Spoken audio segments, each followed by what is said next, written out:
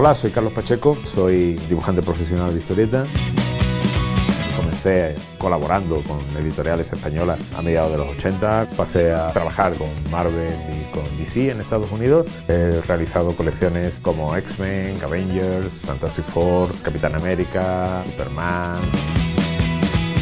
Poder trabajar con personajes con los que has crecido y que de buenas a primeras tú tengas la opción de seguir dándoles vida para un público nuevo es uno de los mayores placeres que uno pueda tener. Cuando uno adquiere un cómic, lo vemos al revés de cómo se realiza. Uno coge el cómic, empieza a hojearlo y lo primero que recibe es un impacto de color. Después ve el dibujo a través de la tinta.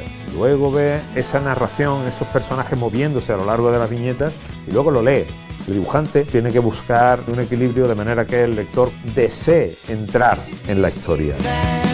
Esa suma de tintas, de color, de dibujos, de guión, la armonía del equipo es lo importante. Ese equipo creativo debe ser tan exacta y tan precisa como una orquesta sinfónica o una banda de rock and roll.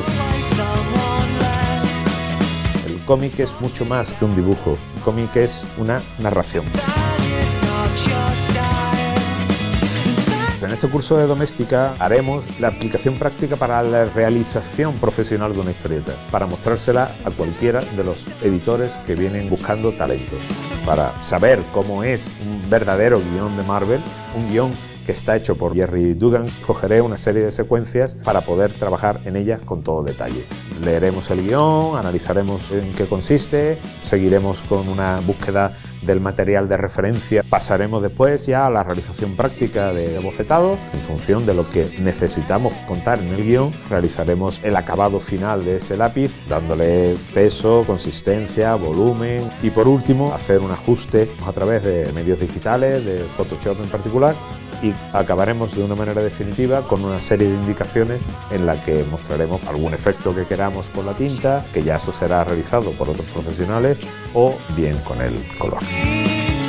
Yo trabajaré con el material que me es más habitual.